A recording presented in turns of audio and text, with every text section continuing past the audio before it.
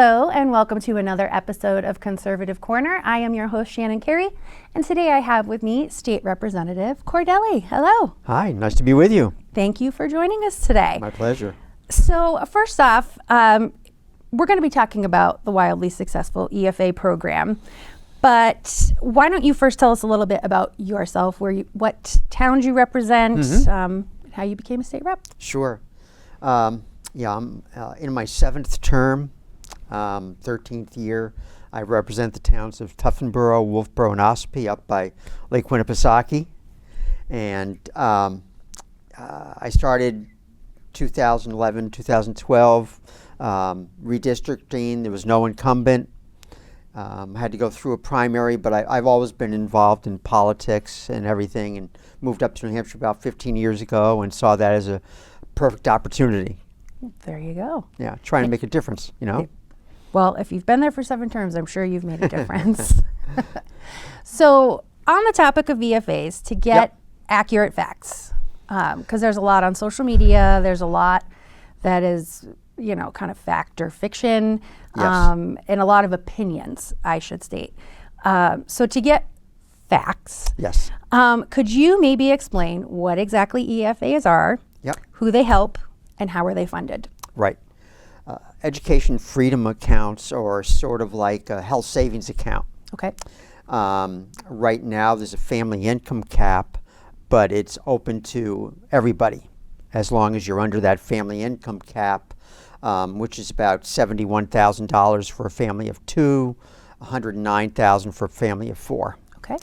And you can apply to the administrating organization, which is called the Children's Scholarship Fund. Okay.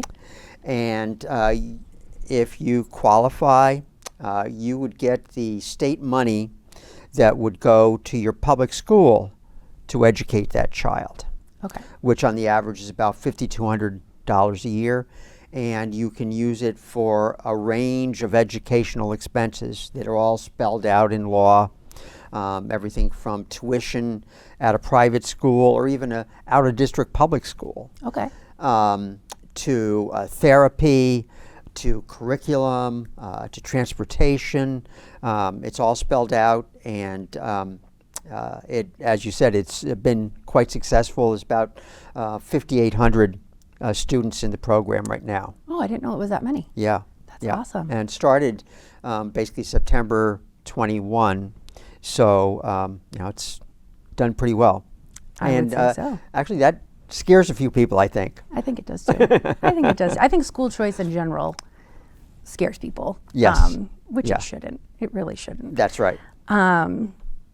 So some of the things that I've seen online, and you can correct or say, oh, no, that is right, or whatever, would be that most EFAs that are obtained are only used to fund private schools by people who can already afford private school to begin with. Disagree. With the family income cap, it's a family of 4, $109,000 approximately. We have kids who have left public school. We have kids who have been homeschooling or want to start homeschooling but haven't been able to maybe afford it financially, and this gives them the ability to do that. So there's a wide range of students in the program and making use of it. Well, and it's interesting to me that people who can already afford it to begin with, we're just over the income limit. Really? Okay. We're just over the income limit. And, I like to think my husband has a decent job and I work part-time, but with the cost of living, there's no way on earth I could afford to not work part-time to stay home and homeschool my kids. There's just no way it could happen. Right. Not without like massively downsizing everything. We drive 10-year-old vehicles and, we try to carry no debt and whatnot. And I'm like, I didn't realize I was rich, apparently, to some people. That's right. Yeah. It's too bad that there is a family income cap. We've tried to raise it and got close last year because there are a lot of people like yourself who are, just over that line, but it would make a a difference in their lives. And some of the stories we've heard from people who are in this situation, it's really heartbreaking. You know, when you think of the kids, and you know, it should be all about the kids and not the money. And I mean, we're fortunate that living in Goffstown, we're really close to Manchester, so we're able to access charter schools very easily. But I know, like, farther up north, right, they don't have as, like, yes, school choice is a New Hampshire statewide thing, but it's a matter of being able to access the choice to begin with. That's right. Yeah, once you get north of Concord, maybe there's not as many opportunities or alternatives available to you as down here in this area. And that's something that there are groups working on to try and provide information, because you know, we have education freedom for students, but really there's education freedom for teachers also, in that 2 certified teachers can start a charter school. Any teacher can go out and start a little micro school. You know, I remember visiting a micro school that started, you know, they had 5 kids in the program. And so we want to promote that, and there's a lot of teachers who maybe are not entirely satisfied with the circumstances they're in their local public school, who you know, might dream of, you know, providing the education that they think is right, and we want to let them know and grow the marketplace. Yeah, for grow sure. The marketplace just expands, just gives people more opportunity. So one of the other things I've seen online is that EFA funding will bankrupt our local public schools and cause property tax hikes. I love that. I think that's probably the number one myth out there. And what I tell anyone who asks about that, I say, name me one public school in this state that has not received the money for children that they're entitled to under current law, because there isn't one. Every school is receiving the money that they should under the current state law, and all the money comes from a fund called the Education Trust Fund. And that has multiple sources. Everyone thinks of the lottery, but that's not. That's one of them, but not the biggest. The biggest actually is business taxes. Really? The I largest didn't know that. I would have source. thought it was the lottery. Yeah, right. About 35% of the Education Trust Fund is from business taxes, and number 2 is something called the statewide education property tax. Swept. You got it. And you'll see that probably on your tax bill under state. And we collect about $363 million from all the towns in the state for that. So those are the 2 main sources. And the trust fund has been running a surplus for a number of years. It hasn't always. And according to state law, if there's ever a point where they need more money for the education expenses that are in the fund, it's automatic that the governor takes money out of the general fund. To make up the difference. So we will never not be without what we need. Correct. Is what you're saying. Right. And there's a lot of things that come out of the Education Trust Fund. There's the money that goes to your public school, the money that pays for charter school students, the Education Freedom Account, kindergarten grants, career technical education, tuition and transportation, many more, all come out of the Education Trust Fund. So it's funding a lot. Yes. Is what you're saying. Right. Yes. So the other thing I've seen a lot is that there is no oversight of the program and how the funds are spent. Yeah, that's maybe number 2 on the list. I know that that's not true. I know people who use EFAs and it's not true, but yes, right. Maybe you can explain to people why that's not true. Yes. There's various forms of accountability for the program, both educational and financial. You have to cover both areas. In terms of financial, as I mentioned before, there are allowable expenses according to law, And the Children's Scholarship Fund monitors every transaction. They have a digital system to track the expenses that are being requested to be paid for out of the account for your child, and they check every transaction. I remember the story. Someone was purchasing a book, Yep. textbook, right? And so they even checked the age that it's recommended for that book, Oh, wow. and found, well, that's an older recommended age than the child with an EFA, so they denied the expense. So that's the level of checking that goes on with the program.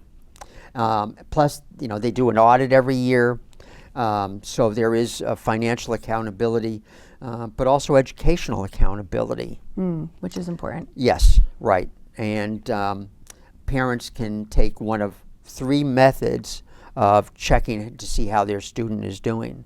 They can take the statewide test that's given in the public schools, any national test, California, Iowa achievement tests, or keep a portfolio of all the kids' work and then have that reviewed at the end of the year by a certified teacher. Okay. So they do have to meet the same benchmarks and. Right, Okay. right, yeah. And, when you think of accountability in the public schools, I'm not sure what accountability there is in the public schools. I would agree. When you look at the proficiency scores, in my local district, I think the English language arts proficiency is at 53% and 44% for math, but 96% of the kids graduate. And even It's like make the math, because I don't Yeah. quite understand that one. Yeah, right, yes. And even the lower performing schools, the bottom performing schools, in terms of accountability, they get more support and more money. So, accountability is in the eye of the beholder, and when it comes to education establishment folk, maybe they look at the accountability for EFAs not quite as highly as they should. Yeah. I would agree. And I wish more people, it doesn't bother me that people are so critical of the program. It's our tax dollars. You want to make sure it's being spent responsibly. I totally don't think we should begrudge anybody wanting to make sure standards are being met and things are happening, but I just sometimes wish they would focus that highly on our public schools as well. In the last budget, we increased spending for public schools by $169 million. And we're looking at the funding now, again, maybe revising the formula for how we distribute money to public schools, because there are several court cases around that. So that's a big topic and something we're working on very hard in the legislature this year also, because we know that always the majority of kids in the state, maybe 85% are going to go to their local public school. And we want the best for every child in the state, whether it's in a public school or a charter school or any other education alternative. Yeah. Hey, I'm all about the kids, so I agree with that. That's right. Yeah. And sometimes I've got a little graphic, and it has a picture of kids. Sometimes the other side of the aisle maybe looks at kids, as I call them, school funding units. So I've got a little graphic that shows a group of kids with their face replaced by a money bag. And it says, kids are school funding units. And I think we've got to all get back to thinking about them as kids. Yeah, 100%. 100%. Well, we're creating the leaders of tomorrow. And if they can't read, if they can't do simple math, that's, I don't know that I want those people leading. Right, yeah, because that's going to affect our future too. 100% it is. Yeah, and I know I have a friend in town who's a carpenter, and he's tried to hire high school graduates who can't use a tape measure and can't do simple math, and that's sad. not what we want. No, it is not. Yeah. Most recently online, on a homeschooling page, actually, there were people arguing that according to the law, if you choose to leave the EFA program, your only option is to send your kids to public school. And I wasn't aware of that in the law. And that's probably because I don't think it is in the law. Okay, I wasn't thinking that it was. Yeah, there is a line in there, but it's taken out of context. So if you leave an EFA and go back to enroll in your public school, you don't get any more money in your EFA account. Well, nor should you. Right. So they take that line out of context, and really, if you are not happy in an education freedom account program, fine. Go back to a charter school, a public school, or look for another alternative within the EFA program, because parents should have that choice available to them. There's a famous quote. There's an economist and author by the name of Thomas Sowell. Okay. And he said, the basic question is not what is best, but who says what is best. Well then, Yeah. that's interesting. Yeah, I like that one because we know it's parents. Yeah, I couldn't agree more with that. And that's one of the big pieces of legislation we're working on this year. Also, is a parent's bill of rights. I'm really hoping that gets passed this year. I was so bummed last year when I'm like, we were so close. Right. Yeah, we've So had close. two parents' rights bills not make it, and last year I had a constitutional amendment for parents' rights that didn't make it either. So we're very hopeful this year that we'll get it across the finish line. I don't know if it's a conservative value or what, but to me it just seems like common sense. Like parents should be in the driver's seat of their children. And so I always, when I first found out we didn't even have like a parent's bill of rights, I'm like, well, why would you need one? Shouldn't we be in charge anyway? But then to find out that like so many people in the legislature are actually against it, I was really surprised. Yes, it's it's quite shocking. I don't understand how you would not be of that thinking that the parents should be responsible for their upbringing and education. The primary responsibility is with parents. And I go back, there was a 1925 U.S. Supreme Court decision. Okay, I don't know this one. Pierce versus Society of the Sisters. And my main takeaway line from that decision was, the child is not a mere creature of the state. I would say there's a lot of people who disagree with you. I agree with that, but there was a lot of people who would disagree. Well, that's why you're in the conservative corner. Yeah, there you go. So let's see. Another thing I have seen recently is the program will eventually completely take over the entire homeschool model, and the traditional homeschool families will be forced into the EFA program and oversight. False. This program is all about choice, and there are plenty of homeschool parents who want to, do it on their own. They don't want government involved. More power to you. That's exactly right. That's fine. I know of a former member of Education Committee who homeschooled her 4 daughters, and would have, if they had EFAs back then, she would not have touched them.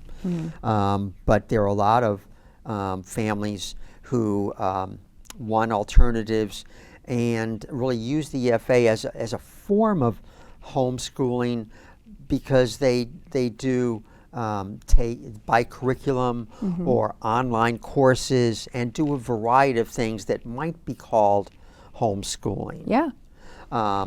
but not traditional homeschooling. So I think that the majority of us in the legislature want to keep homeschooling without EFAs the way it is. We don't want government getting involved with the parents there and the kids, but we do want to provide alternative and some funding for people who do need that help. Yeah, but and who want that help. Yeah, right, exactly. We homeschooled my daughter when she was in first grade, and I did end up buying a curriculum kit. And let me tell you, if there was something like this, I totally, like, I can remember going, Christmas is going to be small this year because we have to pay for the homeschool curriculum. And it gets expensive. Yeah. Even if you piece it together from multiple sources, even buying used, it can still get expensive. That's right. Yeah.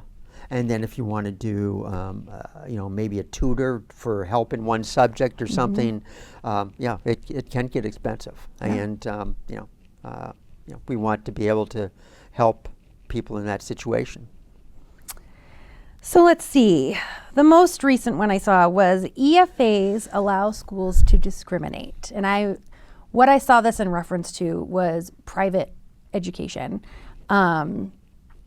probably from the religious standpoint of from the sexuality standpoint, I would assume, saying that they can turn people away. They don't have to accept people based on whatever reason they want. Yep, right. Private schools are private. Private schools do not get taxpayer funding,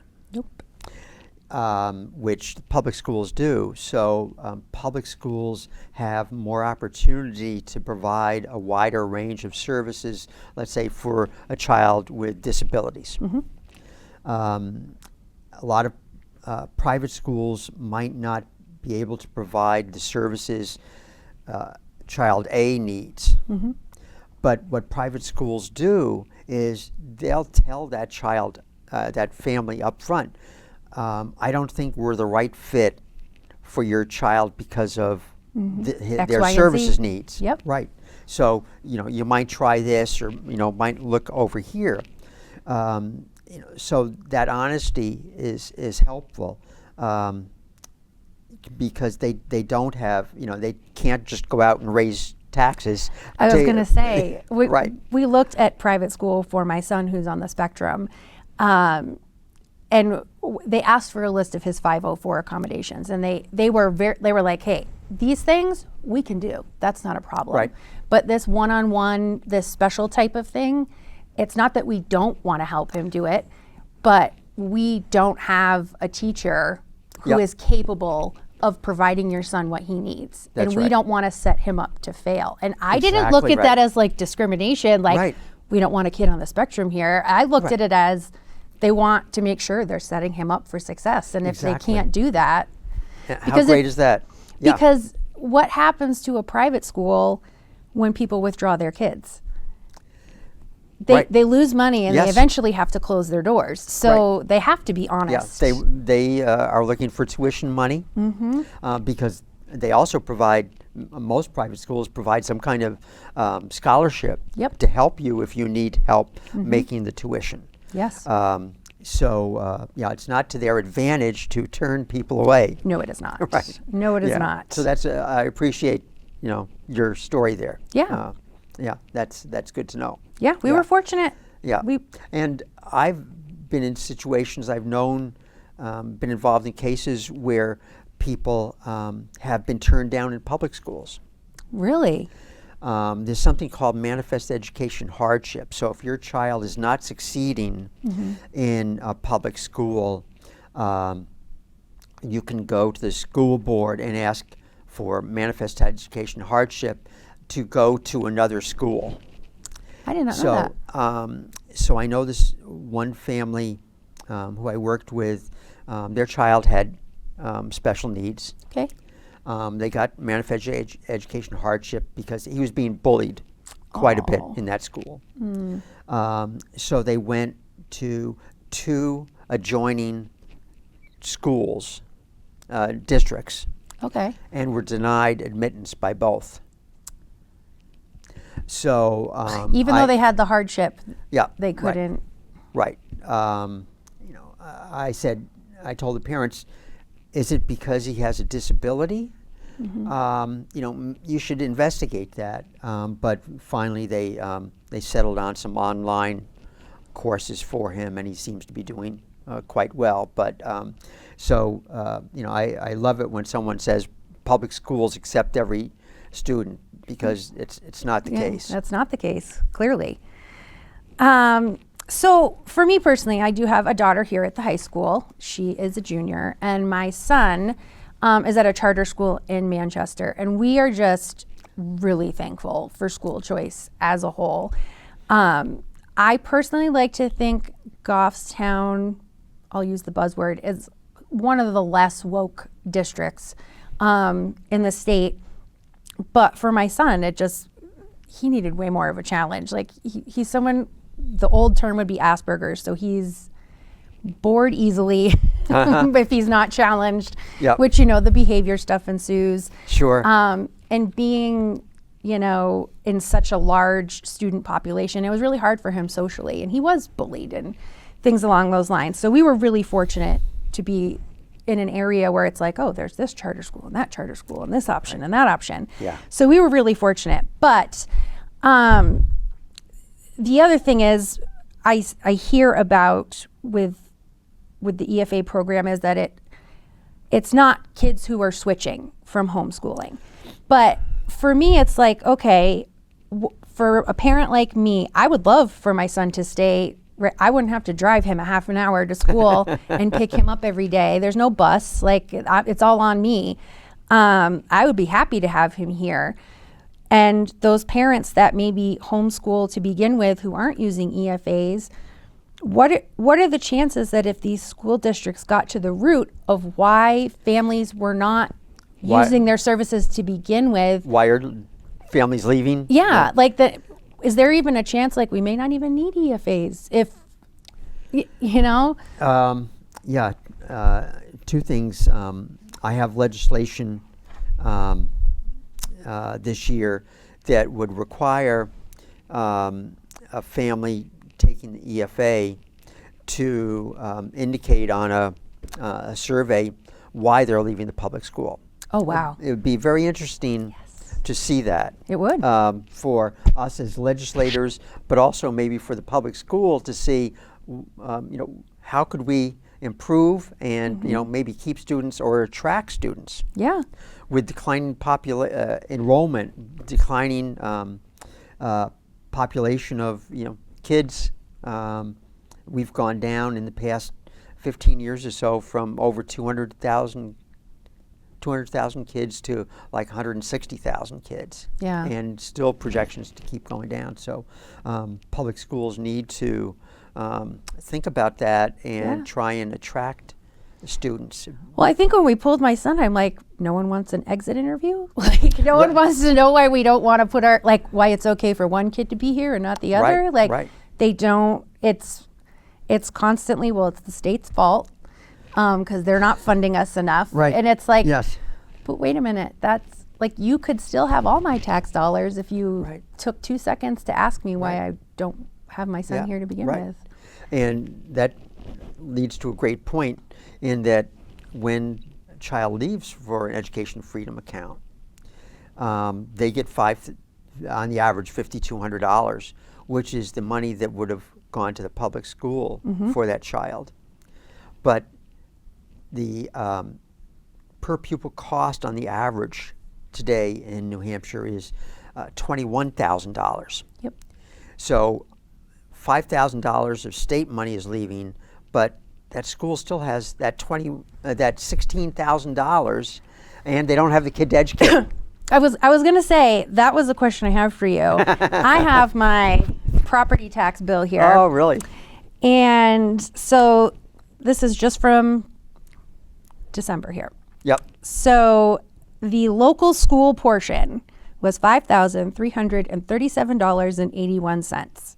And my state portion was $583.75. So am I correct that even though my son no longer is in this district, They still get that full $5,337. Those are your local taxes. They get right? all of it, Yep. even though they're not educating him. Yep, that's right. Yes, unless they decide, well, we have to lower costs because, enrollment has declined and we need to, should cut back a little bit. I don't know a single district that thinks that way. I don't know a single district that thinks that way. We're having our deliberative session in just a couple of weeks, and I've listened to the public hearing on the budget committee and the town budget and the school budget, and there were multiple slides about the state's declining, funds that they've given, unfunded mandates, which I thought were unconstitutional. I wasn't aware that the legislature was passing down unfunded mandates and breaking the law. But looking at it, I was like, you have so many slides about what the state's not doing, but you're not talking about any cost-saving measures. You're not talking about, hey, why don't we find a way to entice these EFA families back? Like, let's find out what's going on. Like, right. Yeah. Make it make sense. It doesn't make sense to me. No. I think it's just the mindset, but eventually it's going to change. I think because of the enrollment numbers, and people are going to, I think, maybe at some point get tired of seeing their school taxes go up, but the enrollment going down. Yeah. There's going to reach a breaking point there. So schools are going to have to adjust, school districts. But in line with what you mentioned before, also there's one other education freedom option that I have a bill for this year. Oh, really? Please share. It would basically do away with public school district boundaries. Okay. And the money would follow the child. So your child could go to a different public school, and a portion of the money would follow that child to the new school district. That would make it definitely. So yeah, we would. That would wake some districts up, I think. Yes, that's right. There's some districts now that are accepting kids from other districts, but this would be statewide, and I think again would it increase competition, and competition does work. Yes, it does. We were talking. You'd asked about accountability before. Mm-hmm. There are studies that show because of competition, probably I would think, when there is a substantial school choice program like we have, public schools do better. Proficiency rates in academics improve because of the competition. And I think we're going to, our program's only 3 years old. I was going to say, it's a young program. Yes, right. So I think we'll get there, and the public schools will realize that they need to concentrate on some academics, and other areas, and maybe cutting down on bullying and so forth, as we were talking about before. I know that's a big problem in Goffstown. It is a big problem in Goffstown. Yeah. But I go on the social media pages, like the town pages, and I'm like, no wonder. Like, look at all the adults and how the adults behave. It doesn't surprise me that we have such an issue. With that. So let's see here. We talked about that. So some of the biggest opposition I've seen from school districts and public schools families is that the state is skirting their responsibility to adequately fund education. Could you talk a little bit maybe about the court case? Like, isn't there? Yes, it's in the Supreme Court, right? Yep. Okay. Two Supreme Court cases. Okay. Actually, one called the Rand case involves SWEP that we talked about before. Some towns that have some valuable properties are able to raise more money according to the state formula to calculate SWEP than the state says you need for an adequate education. And so they can keep that money currently. And two of my towns fall into that category. So this one case, the Rand case, says that if you collect more than we say you need for an adequate education, you have to send that to the state so they can send it to other districts. Okay, it's kind of like a redistribution of wealth concept. Kind of like that, yes. Okay. Yeah, I call it Robin Hood. Yeah. Yeah. And so my district, right now with the current funding formula, we would have to send $1.3 million to the state each year. So I don't know what's going to happen to our taxes. Yeah. Right. So that's the one case. The other case is the Conval. I think that's the one I've heard the most yes, about. Yeah. Right. It's Conval School District. A number of other districts joined in with them. I think Manchester is one of them. Mm-hmm.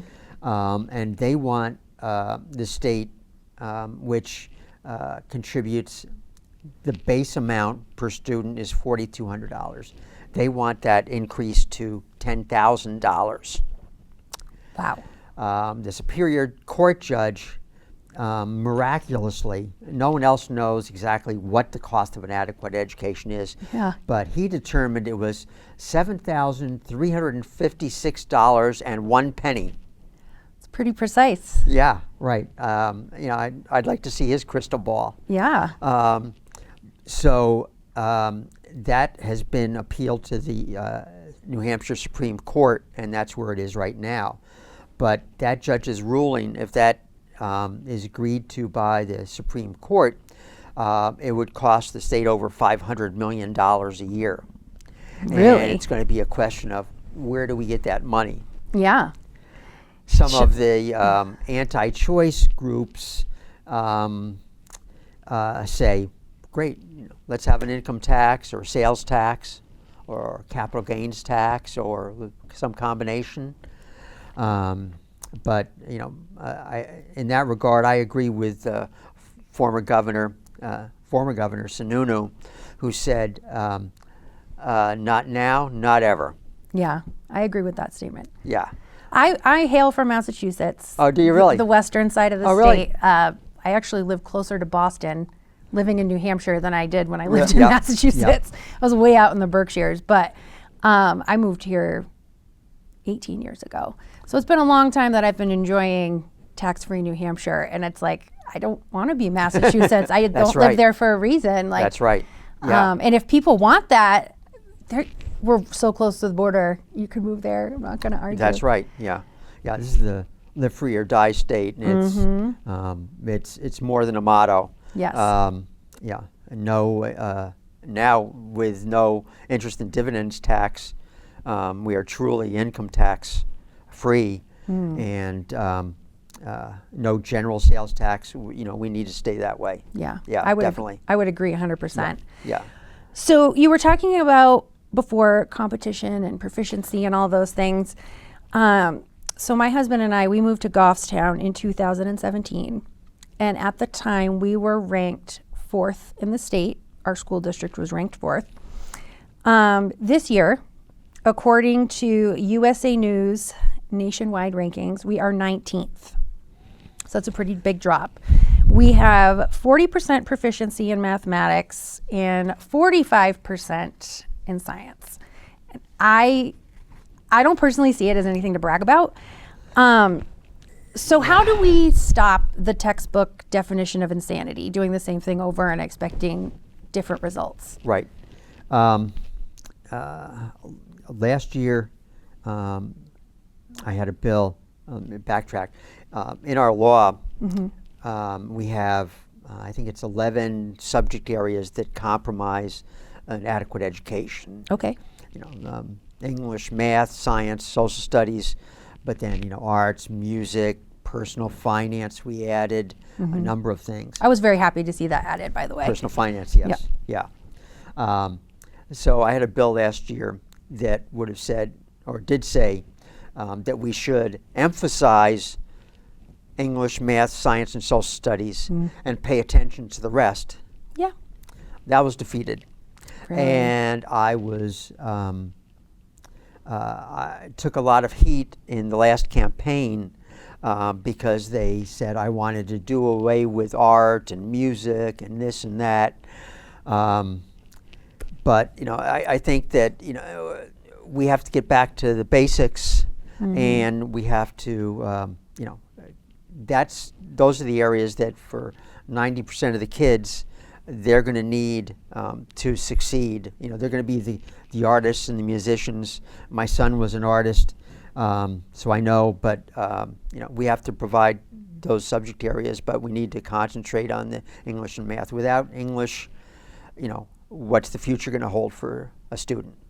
Well, and I think to my son, reading, I mean. I think to my son, needing to be challenged more, it's not that he doesn't need to know about social emotional learning. It's not that he doesn't need to know those skills, but his behavior is so poor because he's bored out of his skull because you're not focusing on academics. Where the charter school that he's in, it's a very history-focused school. They feel like, how can we teach these kids where we need to go if they don't know where we came from? And everything is rooted in our country's history. And the charter high school he was accepted into for next year has a huge focus on engineering, so the math and the science aspect of things. And I think all the parents I've talked to that either homeschool or send their kids to private school, almost every single one of those conversations comes back to they're not focused on the core subjects in public school. Right. So how do we get our districts to be a little bit more introspective and see that money isn't going to solve it? It's just not. Money doesn't solve anything in the long run. How do we get them to see that, to have some introspection, I guess? Yeah. That's a good question. I wish I had an easy answer for it. I think competition is one thing that'll help. If they see more and more students leaving to take alternative education options, maybe they'll wake up to that fact. But we're going to try and do some things in the legislature also to try and help them shift that focus back. We always hear about local control and everything, but there might be some things we can do legislatively to point them in the right direction, shall we say? Nothing wrong with that, in my opinion. Yeah. Yeah, I would agree with that. So as we wind down this episode, what are a few things you wish every parent, proponent and opponent, would know and understand about EFAs and education funding? One, that there are a lot of scare tactics out there about, as you pointed out first in this interview, defunding public schools. It's a myth. There's one group that says that our current bill to do away with the income caps and make it universal will cost $100 million a year or more. That's if every student in a in a private school and every homeschool kid takes an EFA, it might cost $100 plus million. I just think of the homeschool people that I know that want absolutely nothing to do with the program. It's totally off the wall, but scare tactics. And our focus is really to try and make sure that every child in New Hampshire gets the education that they need to succeed, because if they don't succeed in the long run, it's not going to be good for the future of New Hampshire either. No, it won't. So that's really our focus, and I would say to every parent out there and taxpayer, talk to your local state representatives and senators, and ask them about their position on education freedom, and will they support competition to improve education for everybody? Yeah, is really where we want to go. Yeah, because I don't think it's just about making sure EFA kids succeed or charter school kids succeed.